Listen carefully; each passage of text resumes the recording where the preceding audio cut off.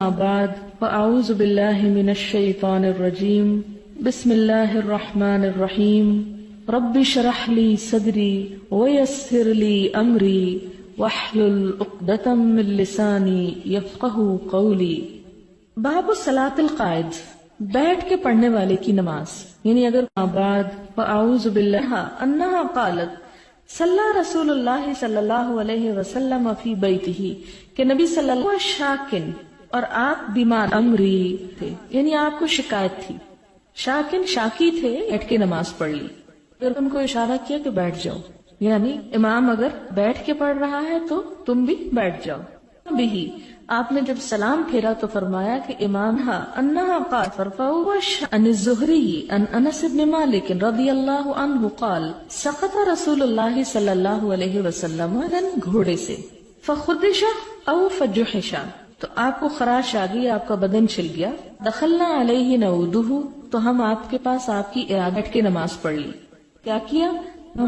تم بہ، کہ امام اس لیے بنایا گیا ہے کہ اس کی اقتداء کی جائے۔ فاذا کبر فکبر، تکبیر کہو، یہ نہیں کہ ابھی نماز امام نے شروع ہی نہیں کی اور تم پہلے سے اللہ اکبر کہہ لو۔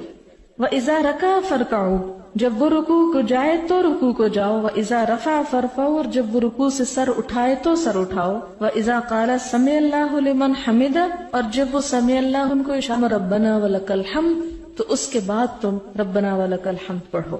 اور یہ پیچھے گزر چکا، یا اللہم ربنا ولک الحمد، یعنی مختلف الفاظ ہیں اور سارے ہی آپ سے ثابت ہیں، تو کوئی بھی آپ پڑھ لیں تو اس میں حرج نہیں، اس میں جھگڑنے کی بات نہیں۔ مثلا اگر آپ کے پاس 3 سوٹ ہوں اور ان میں سے کوئی ایک پہن لیں تو اس کا یہ مطلب نہیں کہ آپ دوسرے 2 ناپسند کر رہے ہیں، جبکہ تینوں آپ ہی کے ہوں، کسی اور کے نہ ہوں۔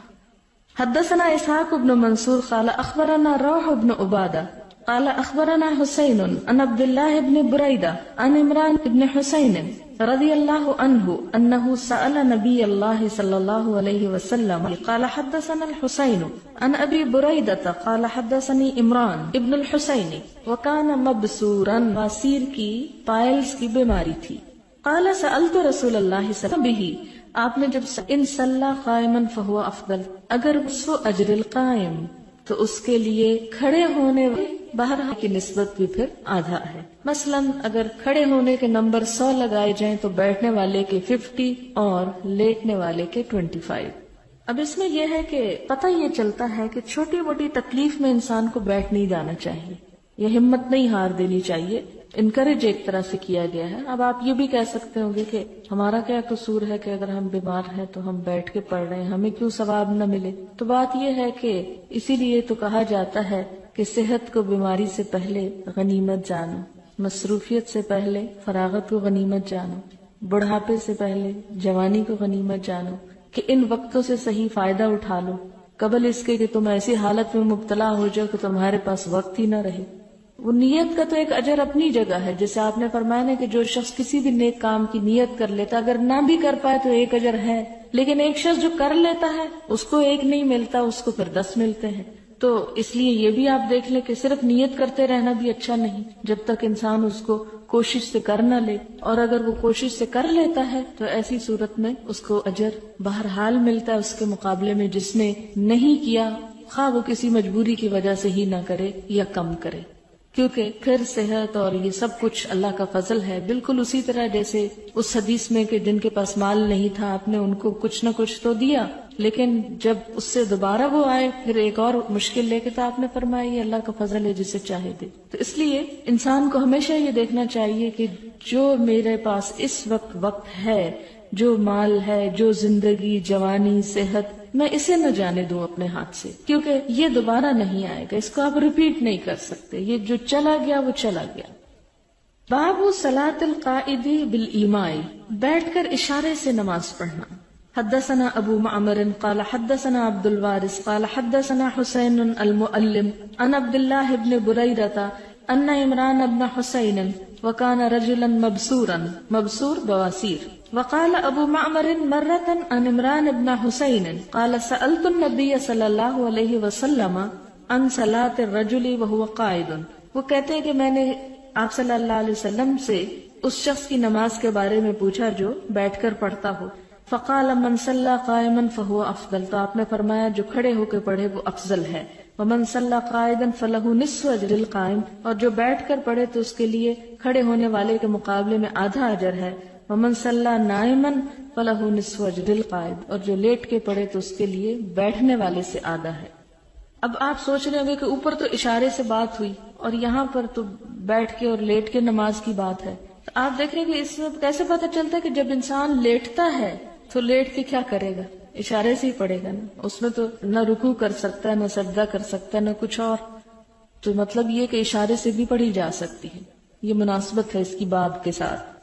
باب اذا لم يطق قائدا صلى على جنب، اگر کوئی شخص بیٹھ کے بھی نہ پڑھ سکتا ہو تو کیا کرے؟ پھر وہ اپنے پہلو پہ پڑھ لے. یعنی اگر اسٹریٹ نہیں لیٹ سکتا تو سائڈ پہ لیٹا ہوا ہے، رائٹ یا لیفٹ، تو اس صورت میں رائٹ فرفعو. تو اسی طرح جب وہ رکوع کرے لے تیسری پوزیشن پہ آ جاؤ، لیکن چھوڑو نہیں. جمع کر لو، آدھی کر لو سفر میں، لیکن چھوڑو نہیں. اور دل ہوتا ہے تو دل پہ میل آنے لگتا. ان الزہری ان انس سے دور چلے جاتے ہیں اتنا ہی آپ کو واپسی کے لیے فاصلے میں زیادہ محنت لگے. جتنا بھی مل جائے اتنا ہی غنیمت سمجھے. وقال عطا کہتے ہیں اذا لم، اگر کسی شخص میں قبلے کی طرف منہ کرنے کی استطاعت ہی نہیں، یعنی وہ منہ موڑ ہی نہیں سکتا، تو ایسی صورت میں کیا ادھر ہی نماز پڑھ لے. کہ ایسی بیماری ہے کہ جس میں ایکسیڈنٹ میں ہڈیاں توڑا گھوڑے گھما کے ادھر پھرا دے، تو آپ سوچیں کہ اس کی ہڈیاں دوبارہ اکھڑ سکتی اور ان کو تکلیف ہو سکتی. تو ایسی صورت میں اسلام کو فجوحشا، تو آپ کو خراب ڈالا جائے، اسے اس کے حال پہ ہی رہنے دیا جائے. بس یہ کہا جائے کہ نماز رحمان. قال حدثني الحسين المكتب عن ابن بريدة صلى الله عليه وسلم عن الصلاة فقال صل قائما فإن لم تستطع فقاعدا. یعنی انہوں نے بیماری میں پوچھا کہ میں اگر بیٹھ جاؤں، تو آپ نے کہا نہیں، کھڑے ہی ہو کر پڑھو، اور اگر ہمت نہ ہو، ہمت جواب دے جائے تو بیٹھو. ہمارے یہاں یہ تو ہر کام کھڑے ہو کے اور نماز بیٹھ کے. فَإِن لَمْ تَسْتَطِعْ فَلَا جَنْبٍ، اور اگر تم میں ہمت نہ ہو تو پھر لیٹ کے. آپ خود اپنے لیے سجیسٹ کریں گے، کسی دوسرے سے آپ فتویٰ نہیں لے سکتے. آپ اپنے دل سے پوچھیں، جسے ایک روایت میں بھی آتا ہے نا، استفت قلبک ولو افتوکا، اپنے دل سے فتویٰ لو، خواہ تمہیں لوگ فتویٰ دے ہی کیوں نہ دے. مثلاً آپ کریں ہاں میرے سر میں درد ہو رہی ہے، میں بیٹھ کے پڑھ لوں نماز، تو لوگ مثلاً کہہ بھی دیں کہ ہاں جی آپ پڑھ لیں، لیکن پڑھنے والے کو پتا ہونا چاہیے کہ وہ کیا واقعی اس میں جسٹیفائی کرتا ہے بیٹھنے میں کہ نہیں. بابن اذا صلی قائدا، اگر کوئی شخص بیٹھ کے نماز پڑھے، ثم صح، پھر وہ تندرست ہو جائے، او وجد خفتن، یا اس کو ہلکا محسوس ہو بیماری، تمم ما بقیہ، تو کیا کرے؟ مکمل کر لے جو باقی ہے. یعنی اس کے دونوں معنی نکلتے ہیں کہ بیٹھے ہی باقی پوری کر لے، کوئی نہیں اب بیٹھ گیا تو بیٹھ جائے. اور دوسرا معنی کیا ہے کہ اگر بیٹھ کے وہ سمجھتا ہے کہ نہیں اب اس میں ہمت آ گئی ہے کھڑے ہونے کی، تو وہ درمیان نماز میں بھی کھڑا ہو سکتا ہے. اس کی دلیل آگے آئے گی. وقال الحسن، حسن کہتے ہیں ان شاء المریض، اگر چاہے مریض، صلی رکعتین قائما، کہ 2 رکعتیں کھڑے ہو کے پڑھ لے، ورکعتین قاعدا، اور 2 رکعتیں بیٹھ کے پڑھ لیں. کیونکہ بعض اوقات یہ ہوتا ہے کہ آدھی نماز انسان، یا مثلاً آپ یوں کرتے ہیں کہ جو پہلی رکعت شروع کرتے ہیں اس میں تو آپ کھڑے ہونا آسان سمجھتے ہیں، کھڑے ہو کے پڑھ لیتے ہیں، لیکن سجدے سے اٹھ کے پھر کھڑے ہونا بعض بیماریوں میں مشکل ہوتا ہے. آرتھرائٹس کی پرابلم ہوتی ہے کئی لوگوں کو، اور بڑھاپے سے جوڑ چٹکنے لگتے ہیں، تو ایسی صورت میں ان کے لیے بعض اوقات نقصان دہ بھی ہوتا ہے، بوجھ نہیں اٹھا سکتے. ایسی صورت میں کیا ہے کہ مثلا 1 رکعت اگر کھڑے ہو کے پڑھی ہے تو لازم نہیں کہ باقی 3 بھی کھڑے ہو کے پڑھے، باقی وہ بیٹھ کے بھی پڑھ سکتا ہے اگر اس کا عذر معقول ہے. یہ بھی ہو سکتا ہے کہ کوئی شخص اتنی ہمت رکھتا ہے کہ ایک کے بعد 2 دفعہ کھڑے ہو جائے مگر زیادہ نہیں کھڑا ہو سکتا، تو ایسی صورت میں 2 رکعتیں وہ کھڑے ہو کے پڑھ لے اور باقی بیٹھ کے پڑھ لے. یا اسی طرح اگر کوئی 2 بیٹھ کے پڑھ رہا تھا کہ اسے میں دخلنا علیہ نعودہ، درد ٹانگوں کی درست ہو گئی ہے، میں کھڑا ہو سکتا ہوں، تو اس میں کھڑا ہو جائے. حدثنا عبداللہ بن یوسف قال اخبرنا مالک عن ہشام بن عروہ عن ابیہ عن عائشہ رضی اللہ عنہا ام المؤمنین انہا اخبرته انہا لم تر رسول اللہ صلی اللہ علیہ وسلم یصلی صلاۃ اللیل قاعدا قط. حضرت عائشہ کہتی ہیں کہ آپ صلی اللہ علیہ وسلم نے رات کے نفل کبھی بیٹھ کے نہیں پڑھے تھے.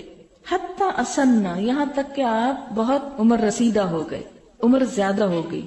فکان یقرأ قاعدا، تو پھر آپ بیٹھ کے بھی پڑھ لیتے تھے. حتی اذا اراد یرکع، جب ارادہ کرتے کہ رکوع کرے، قام، تو کھڑے ہو جاتے. کر لیتے. اس سے ایک اور بات ہمیں پتہ چلی کہ ایک شخص مثال کے طور پر اس نے بیٹھ کے نماز شروع کی، مثلا 2 رکعت پڑھی، آپ نے سلام پھیرا، اب ہمت نہیں ہو رہی کہ آپ اٹھیں ابھی کیونکہ آپ پہلے ذرا لمبا قیام کر چکے ہیں، تو آپ اگلی نماز جو ہے وہ نفل بیٹھ کے نیت کر لیتے ہیں.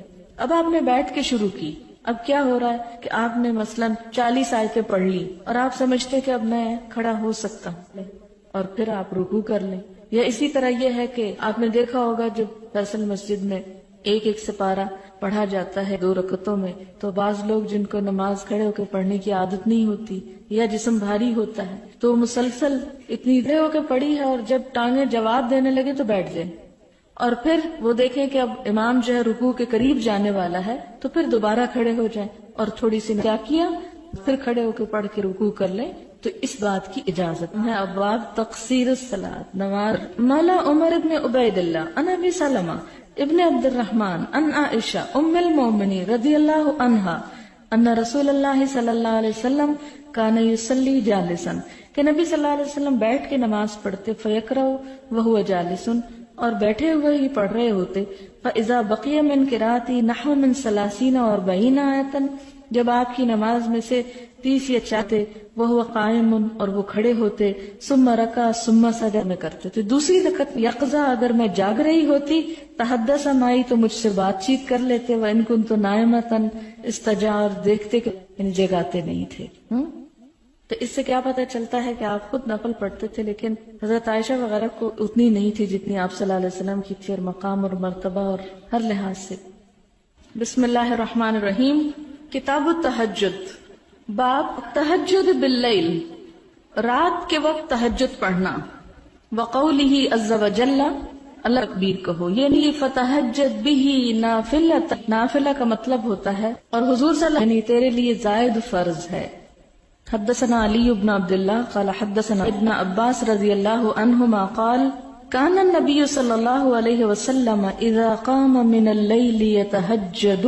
ابن عباس کہتے ہیں کہ نبی صلی اللہ علیہ وسلم جب تہجد پڑھنے کے لیے قیام کرتے، یعنی قام یا تہجد مراد ہے، قال تو فرماتے اللہم لک الحمد، اے اللہ تیرے لیے فرفع، اور جب رکوع سے سر اڑا ہے آسمانوں اور زمین کو، ومن فیہن، اور جو ان کے اندر، لک ملک السماوات والارض ومن فیہن ولک الحمد، اور ہم تیرے ہی لیے ہے، انت اور تیرے ہی لیے ہے حمد، انت الحق تو ہی حق، ربنا اور تیرا حق ہے، والنار حق اور دوزخ برحق ہے یا آگ برحق ہے، والنبیون حق اور انبیاء برحق ہیں، ومحمد صلی اللہ علیہ وسلم حق اور محمد صلی اللہ علیہ وسلم سچے نبی ہیں، والساعۃ حق اور قیامت بھی سچ ہے، اللہم لک اسلمت، اے اللہ میں تیرے اوپر اسلام لایا یا تیرے لیے فرما بردار ہوا، وبک آمنت اور تجھ پر میں رجوع کیا، وبک خاصمت اور تیری مدد سے میں نے جھگڑا کیا، والیک حاکمت اور تیری ہی طرف اپنا فیصلہ لاتا ہوں، وما اسررت اور جو میں نے چھپا کر کیا، وما اعلمت اور جو میں نے اعلانیہ کیا آگے بڑھانے والا ہے، وانت المؤخر اور تو ہی پیچھے کرنے والا ہے، لا الہ الا انت یا اللہم ربنا ولا الہ نہیں، او لا الہ غیرک یا تیل کریم ابو امیہ، ولا حول ولا قوت الا باللہ، اور ایک دوسری روایت میں اس دعا کے آخر میں ولا حول ولا قوت الا باللہ بھی آتا ہے. قال سفیان قال سلیمان بن ابی مسلم سمعہ من طاووس ان ابن عباس رضی اللہ عنہ علیہ وسلم نے پڑھی. اس میں اللہ تعالیٰ آپ کے لیے مخصوص نہیں، خصوصاً جب آپ لوگ رمضان کی راتوں میں صبح اٹھیں، مثلاً اگر آپ کو وقت ایسا فضیلت. حدثنا اسحاق بن منصور قال اخبرنا روح حدثنا عبد الرزاق قال اخبرنا علیہ وسلم رضی اللہ عنہ صحابہ ہوئی مجھے خواہش ہوئی صلی اللہ علیہ وسلم کو سنا سکوں. وہ جایا کرتا تھا علی عہد النبی صلی اللہ علیہ وسلم، آپ صلی اللہ علیہ وسلم کے زمانے میں.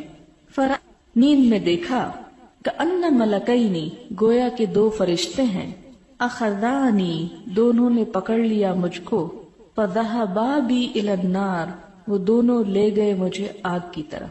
فَإِذَا هِيَ مَطْوِيَةٌ، تو میں دیکھتا ہوں کہ وہ لپٹی ہوئی ہے، آسیر کی مانند کنویں کی بندش کے، یعنی ایک طرح سے بند ہے، کھلی ہوئی نہیں. وَإِذَا لَهَا قَرْنَانِ، اور اس آگ کے دو سینگ ہیں، یعنی شعلے ہوں گے بڑے بڑے. وَإِذَا فِيهَا أُنَاسٌ، اور اس میں کچھ لوگ ہیں. کہنا شروع کر دیا، یعنی وہ آگ، وہ کہتے ہیں فَلَقِيَنَا مَلَكٌ آخر، تو ملاقات کی ہم سے ایک دوسرے فرشتے نے. فَقَالَ لِي کی طرف، اب یہ تیسرا ہے جو کہتا ہے ان کو لم ترى السلام کے بارے میں قرآن پاک میں، عمر کی بیٹی، یہ عبداللہ بن عمر حضرت عمر ہی کے بیٹے ہیں. فَقَصَّتْهَا حَفْصَةُ عَلَى رسول اللہ صلی اللہ علیہ وسلم کے سامنے بیان کیا. فقال، تو انہوں نے کہا نعمر ان صلی کان یصلی من اللیل، اگر وہ رات کو نماز پڑھتے ہوں، یعنی آپ نے اس کی تعبیر کیا، رات کو تہجد پڑھا کریں. فکان بعد لا ینام من اللیل الا قلیلا، تو اس کے بعد وہ رات کو بہت کم سوئے. اور یہ کس عمر میں ان کو تلقین کی جا رہی ہے؟ جبکہ وہ ایک نوجوان انسان تھے. ہم باب طول السجود فی قیام اللیل،